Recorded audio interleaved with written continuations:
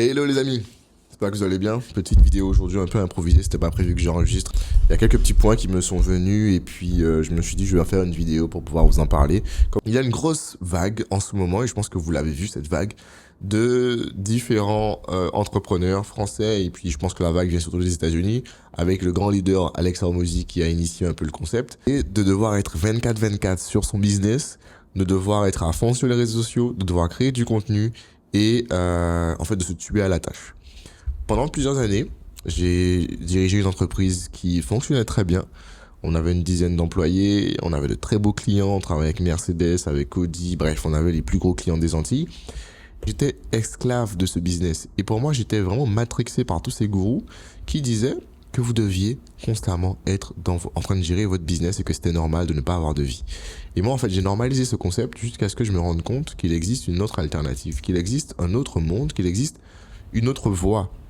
Et que la voie de ceux qui veulent se sacrifier pleinement pour leur business n'est pas forcément celle que moi j'ai envie de suivre. Et je culpabilisais au bout d'un moment en me disant, mais en fait, pourquoi j'ai pas cette envie de ne pas avoir de vie et je suis à fond business. Je suis à fond business, oui, c'est parce que ça me passionne, mais j'ai envie aussi d'avoir des hobbies, j'ai envie d'avoir, si j'ai une famille, j'ai envie de pouvoir me dire, bon, mais j'ai du temps un peu pour ma famille, j'ai envie de me dire, je vais à la plage, je vais au tennis, et que je suis pas stressé pleinement par mon business. Alors, comme vous pouvez le voir, j'ai commencé déjà à perdre mes cheveux à cause de cette histoire de business. Donc, j'ai pas envie d'aggraver les choses. Aujourd'hui, je suis dans cette dynamique, j'ai pas encore 30 ans, mais je suis dans cette dynamique où je me dis, j'ai pas envie de vivre, en fait, pour mon business. Je veux que mon business, en fait, me permette de vivre.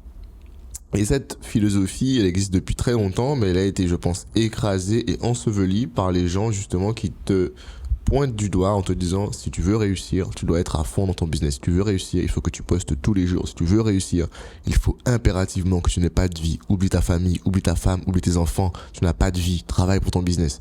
Et peut-être, dans le futur, tu vas pouvoir récolter tes fruits. Je suis à moitié d'accord avec ça, parce que je pense qu'effectivement, te dévouer pleinement à un projet, ça va te permettre de réussir si tu n'abandonnes pas, mais ça va te permettre aussi de pouvoir abîmer ta santé. Comme tu peux le voir, d'avoir énormément de stress. Et finalement perdre énormément de choses qui sont pour moi précieuses dans la vie et qui sont ton entourage, qui sont tes proches, qui sont effectivement tes hobbies et tout ce qui te donne en fait l'envie de vivre.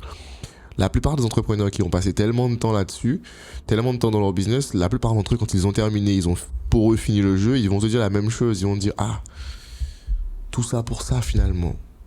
Maintenant que j'ai l'argent, maintenant que j'ai les voitures, j'ai tout. Mais en fait, je me rends compte que j'avais déjà tout ce qu'il me fallait. Que j'avais déjà ce dont j'avais besoin.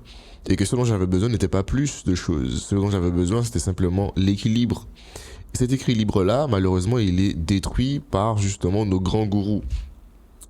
Sans le citer, je pense que vous avez forcément vu effectivement Marvin, c'est un influenceur sur les réseaux sociaux qui dit beaucoup, enfin, il lit donc encore davantage les créateurs enfin les chefs d'entreprise à aller dans cette dynamique de ne pas avoir de vie. Il va, sans être motif de ce que j'ai vu à peu près sur ses vidéos, il va conseiller à ses clients en B2B de directement travailler plus qu'ils le font déjà. Si le mec il lui dit je travaille 4 heures par jour, il va lui dire, mais c'est pas bon, il faut que je travaille au moins 23 heures. Il te reste 1 heure pour dormir. Et il va te dire, mais il faut que tu postes 34 fois par jour. Bref, je pense que je suis pas contre cette idée-là, dans le sens où chacun a, je veux dire, ses objectifs et ses ambitions. De ce que j'ai vu, ce jeune homme, il a une femme, il a des enfants. Je crois qu'il a un business aussi qui qui génère plusieurs millions d'euros. Je crois que j'ai vu qu'il a aussi des business ailleurs où il investit. J'ai vu qu'il a aussi une entreprise à New York comme moi. Il va être bon partout. Ce qui veut dire que s'il est très bon dans son business, c'est peut-être le cas, mais ça veut dire qu'il va y avoir une lacune quelque part. Peut-être avec ses enfants, peut-être avec sa femme, peut-être avec sa relation amoureuse, peut-être avec sa relation familiale. Je ne sais pas, elle est où la lacune. Mais il est obligé. Tu ne peux pas avoir de grands résultats sans avoir de grands sacrifices.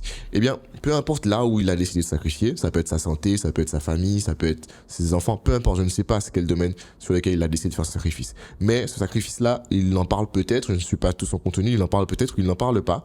Mais en tout cas, je pense qu'il y a une prévention à faire en amont, avant de dire à tout le monde, sacrifiez-vous pour votre business. Quelles sont vos intentions? Parce qu'aujourd'hui, je pense qu'il n'y a pas qu'une seule voie. Il y a la voie aussi de ceux qui ne veulent pas se sacrifier pour leur business. Il y a la voie de ceux qui veulent passer du temps avec leur famille. Il y a la voie de ceux qui se disent, moi, je veux avoir un business qui fonctionne, mais je veux aussi passer du temps avec ma famille. Je veux aussi passer du temps avec mes enfants et que moi, je vois le business pas comme une passion, mais comme un outil pour me permettre de vivre avec ma famille. Et je pense que le juste milieu est là à ce niveau-là, parce qu'il n'y a pas de communication véritablement dessus. Ça veut dire que lui, peut-être Marvin, il va être passionné par le business. Ça va être un truc qui, ça se voit quand il parle, il kiffe le business. Mais est-ce que ça veut dire que Jean-Pierre, qui écoute ses conseils, lui, il a la même passion? Pas forcément. Peut-être que Jean-Pierre, effectivement, il aime bien ce qu'il fait, mais Jean-Pierre, lui, il se voit pas sacrifier sa femme, ses enfants et tout ça pour son business. Jean-Pierre, lui, il veut juste un système qui lui permette de pouvoir bien faire son argent et avoir du temps pour aller s'occuper de son enfant, éduquer son enfant, peut-être juste avoir une petite ferme. Tu vois, il y a différentes directions à prendre et je pense que c'est ce qui manque en fait, ce côté de nuance qui manque dans les grands gourous qui vont vous dire d'être à fond dans votre business. Tout le monde n'a pas envie de faire du Elon Musk. Elon Musk aujourd'hui, il n'a pas de famille. Faut dire les choses clairement, vous étudiez son cas, vous allez vous rendre compte qu'il fait des enfants à droite à gauche. Évidemment, il a les ressources pour pouvoir les maintenir dans des bonnes situations, mais sa fille, elle le déteste. En tout cas, sa fille qui est la plus reconnue, elle le déteste. Elle a même renié. Aujourd'hui, Elon Musk vous dit clairement, il dort dans sa factory. Il dort en fait dans son entreprise. Le mec, il pèse comme étant l'un des hommes les plus riches du monde. Et pourtant, en fait, le mec, il a même pas de maison, si je dis pas de bêtises. Il favorise même pas ces histoires de maison, d'investissement. Lui, tout ce qu'il veut, c'est faire son business parce que ça le passionne. Et il faut pas que tu confondes justement quelqu'un qui est passionné comme lui. Donc lui, il veut vraiment aller au fond de sa passion avec quelqu'un qui a juste envie de trouver des solutions pour faire de l'argent grâce à son business et ne pas être esclave de son business. Et en fait, je pense qu'il y a le concern qu'il faut poser avant. Il y a le fait de se poser la question, quels sont comment dire ça en français? Concern, c'est, quelles sont tes inquiétudes, ouais, c'est ça, quelles sont tes inquiétudes, quels sont tes besoins, entre guillemets, quelles sont tes problématiques, c'est pas vraiment le terme, mais quelles sont tes problématiques véritables et comment tu veux les résoudre? C'est quoi qui est important pour toi en fait? C'est ça la question. Qu'est-ce qui est important pour toi? Est-ce que pour toi c'est important de mettre de côté tous tes principes, etc. pour ton business, ou alors c'est toi avant tout? Parce qu'en fait, quand tu vas écouter les différents discours, pas que de Marvin, hein, c'est pas que lui, tous les autres aussi le sont aussi, ils vont te dire, pense à ton business avant tout, c'est ton business avant tout, c'est d'abord la priorité de ton business. C'est quoi ta religion? On s'en fout, c'est ton business avant tout. Et ça, pour moi, il y a des gens qui ne seront pas business avant tout. Il y a des gens qui vont se dire, moi, c'est ma connexion avec Dieu avant tout. Il y en a d'autres qui vont te dire, moi, c'est mes enfants avant tout. Et ce n'est pas mauvais que ta priorité soit tes enfants. Ce n'est pas mauvais, selon moi, non plus, que ta priorité, ce soit peut-être ta femme. On a tous des priorités différentes. Et je pense que dans un monde où on a envie de standardiser le fait d'être esclave de son business, il y a un rideau en fait qu'il faut qu'on ouvre, et ce rideau là, c'est justement pour ça que j'ai créé la méthode Spectre, parce que j'ai véritablement compris que j'étais passionné par le business, mais que j'étais aussi passionné par la vie. Et qu'en étant passionné par la vie, ben, j'avais envie de voyager, j'avais envie d'explorer, tu vois.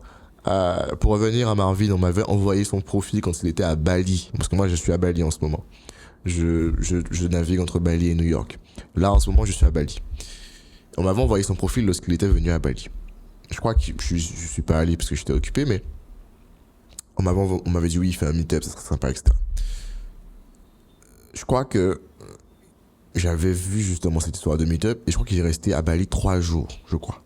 Pour vous donner un ordre d'idée, pour arriver à Bali, c'est à peu près 24 heures. En moyenne, hein, c'est très très long, très très long. Arriver jusqu'ici à Bali, c'est très très long. En fonction de là où tu sors, c'est très long. Je pense que tu te rappelles de ce voyage-là. Quand tu l'as fait une fois, tu t'en souviens. Et donc venir aussi loin et ne même pas avoir la capacité d'explorer finalement le pays, alors peut-être que il dira que ça l'intéressait pas, mais encore une fois c'est ça le truc, c'est que moi par exemple si je voyage aussi loin, j'ai envie d'avoir le temps de peut-être rencontrer les gens, discuter, ne pas être dans le rush constamment.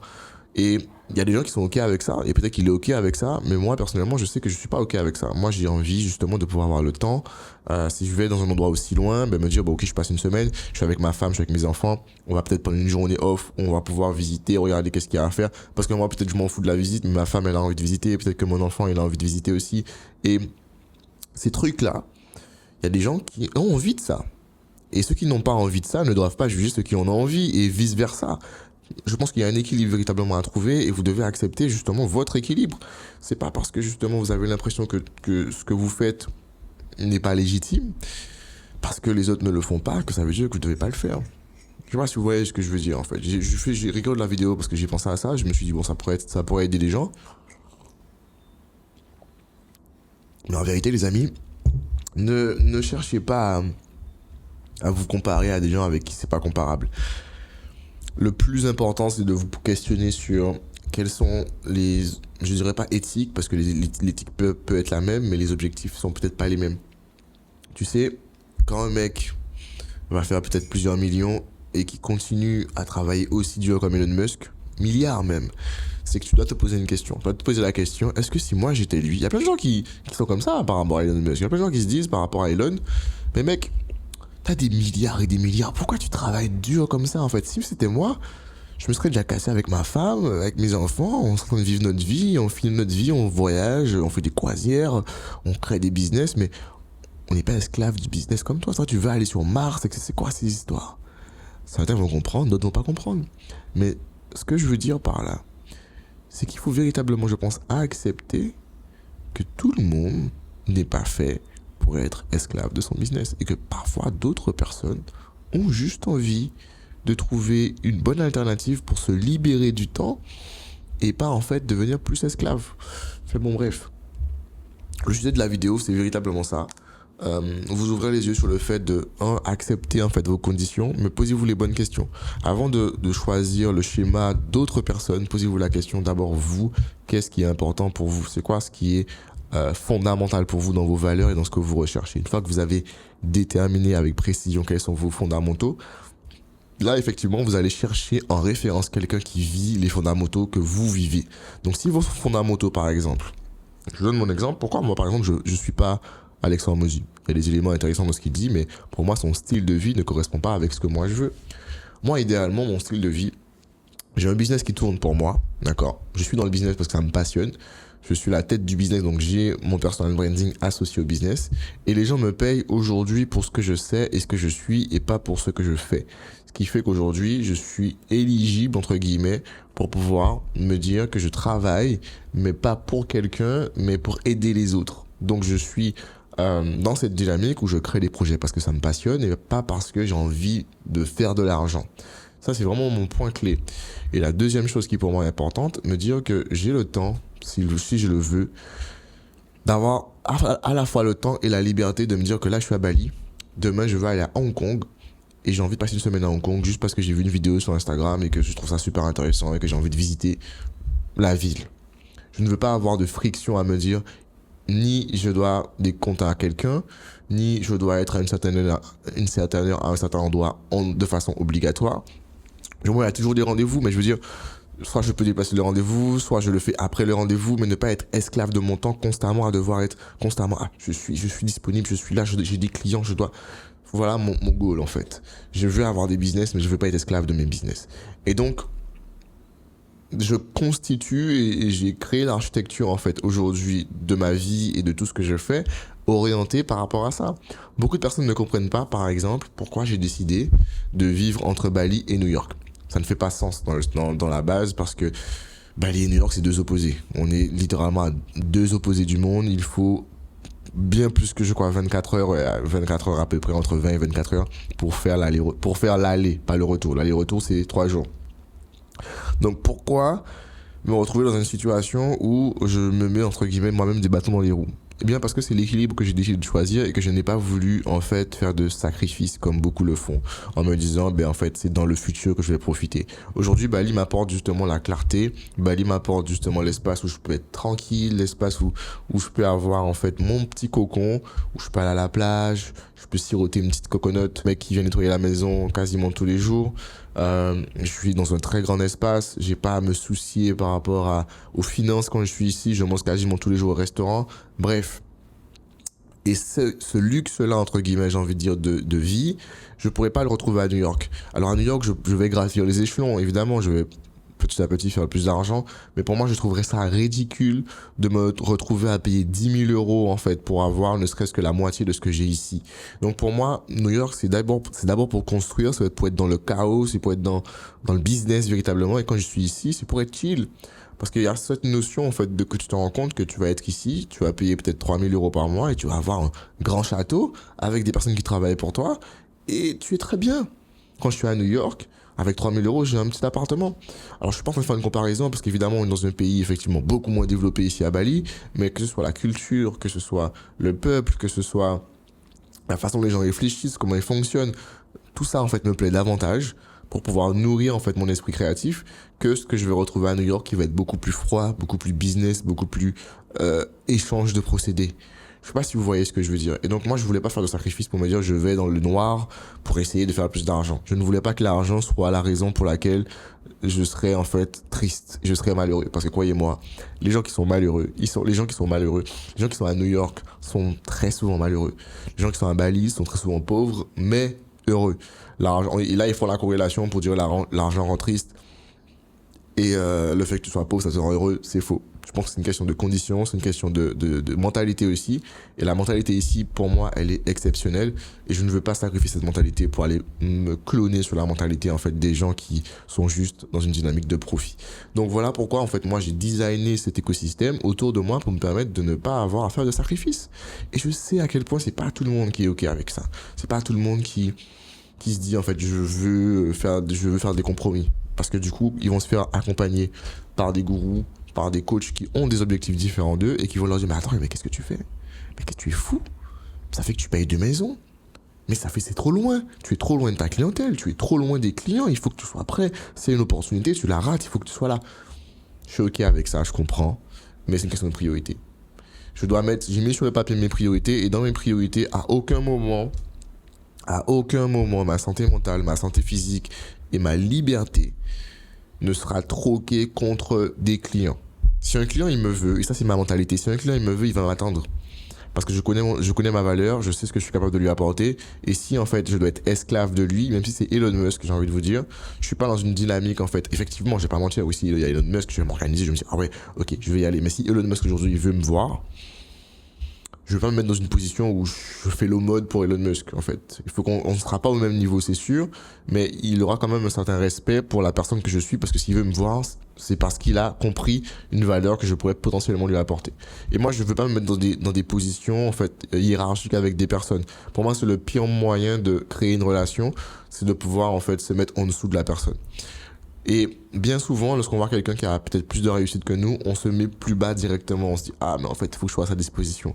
Je pense sincèrement que les personnes qui sont un petit peu plus hautes que vous respectent davantage lorsque vous vous positionnez simplement à la même hauteur qu'eux. Pas par ego, simplement par valeur pour vous-même. Il y a énormément de gars qui ont de l'argent que je connais qui respectent des gars qui ont pas d'argent. Parce que les gars qui ont pas d'argent se comportent pas comme des gars qui ont pas d'argent. Ils connaissent leurs valeurs, ils connaissent en fait la façon dont ils réfléchissent, ils connaissent en fait leurs valeurs profondes et ils n'associent pas leurs valeurs avec en fait leurs moyens financiers. Pour moi, quelqu'un qui associe sa valeur avec ses moyens financiers, c'est quelqu'un justement qui n'a pas véritablement beaucoup de valeur. Parce qu'au final, il se repose sur du papier.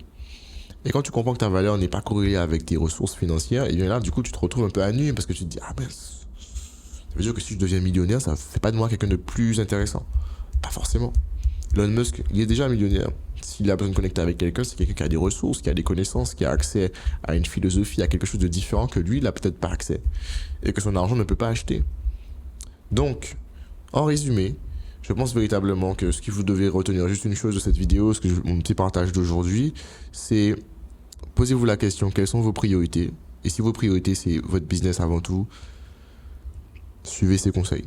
Postez tous les jours, soyez à l'affût, n'ayez pas de vie, cherchez constamment à improver et innover dans votre business, dormez dans votre garage, dormez dans votre entrepôt. Mais si maintenant vous souhaitez avoir une vie en parallèle de votre business et que vous ne voulez pas faire de votre business le centre névralgique de votre vie, mais plutôt une source qui alimente votre vie, eh bien choisissez une voie différente. C'était tout pour moi. Et puis si vous avez envie d'aller un petit peu plus en profondeur, j'ai fait un petit e-book qui est gratuit, que vous pouvez lire. Prenez le temps de le lire. C'est assez intéressant. J'ai vraiment pris le temps de le faire avec amour et volonté de vous apporter de la valeur. Donc prenez le temps de le lire. Il y aura une version beaucoup plus longue que je vais sortir en papier, qui sera éditée, je pense, d'ici février. Et d'ici là, vous pouvez déjà faire une prélecture de l'e-book pour avancer un peu sur la méthodologie que j'ai inventée pour vous permettre de vous libérer, en tout cas pour ceux qui veulent ne pas être dans cette direction, on va dire capitaliste et éventuellement aller dans une direction. Vous pouvez vous abreuver de ce savoir dans ce e-book. En tout cas, je vous souhaite de passer une bonne journée ou soirée en fonction de quand vous regardez cette vidéo. Et dites-moi en commentaire si vous aimez ce petit format un peu sans montage, juste naturel.